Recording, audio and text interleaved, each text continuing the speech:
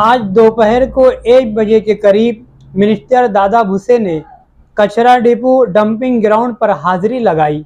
याद रहे कि आज मिनिस्टर ने महानगर पालिका में हो रही करोड़ों रुपए की बदनवानी का पर्दाफाश किया।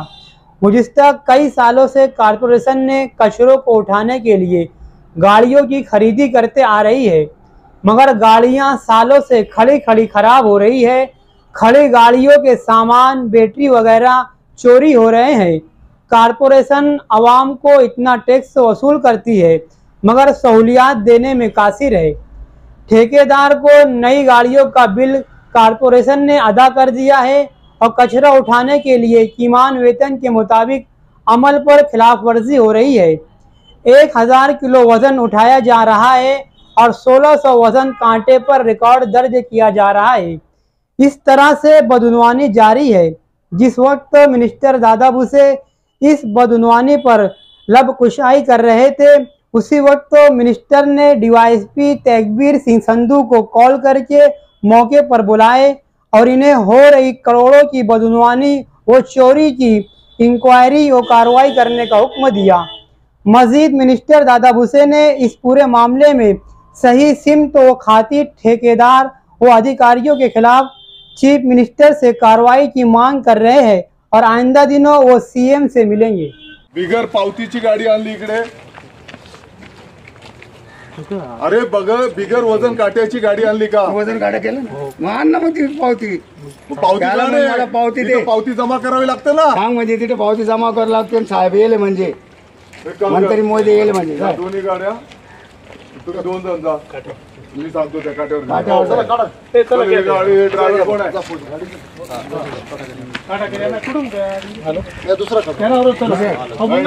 मी सांगतो फोन करतो सर, फोन करतो तुम्ही दोन्ही गाडीच माझा एक जण बसा, एक जण काटावर गाड्या काय रे जाय यांना घेऊन जाय सोड।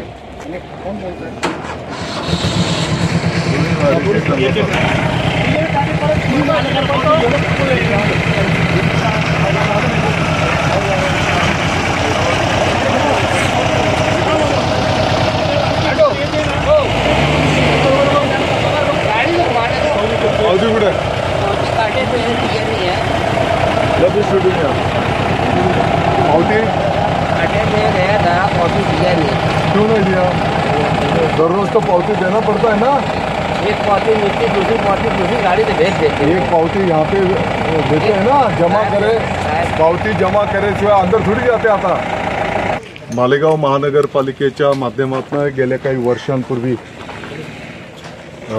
शेकडो नवीन वाहनांची खरेदी करण्यात आली, परंतु आता असं दिसतंय की काही वर्षांपासून जशी कदाचित नवीन वाहनं घेतली आणि ती तशीच पडून आहेत।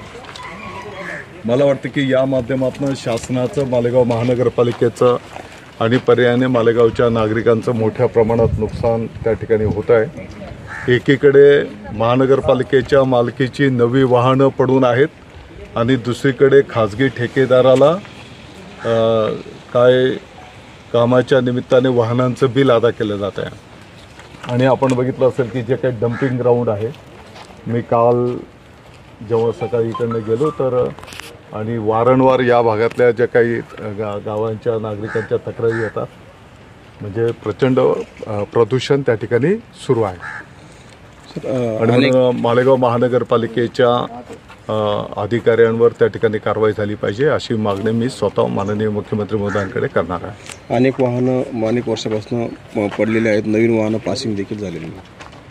तेच सांगतोय, आता मला काही पदाधिकाऱ्यांनी तक्रार केली आणि मी स्वतः या ठिकाणी भेट द्यायला आलेलो आहे। या संबंधित अधिकाऱ्यांवर कठोर कारवाई झाली पाहिजे अशी मागणी मी स्वतः करणार आहे। या ठिकाणी पूर्वी असलेले अनेक वाहनं पडलेले होते, ते तसेच निलाव न होता इथून गायब झालेले होते। चौकशीमध्ये या सगळ्या गोष्टी पुढे येतील आणि सगळ्यात महत्त्वाची गोष्ट म्हणजे पोल्युशन।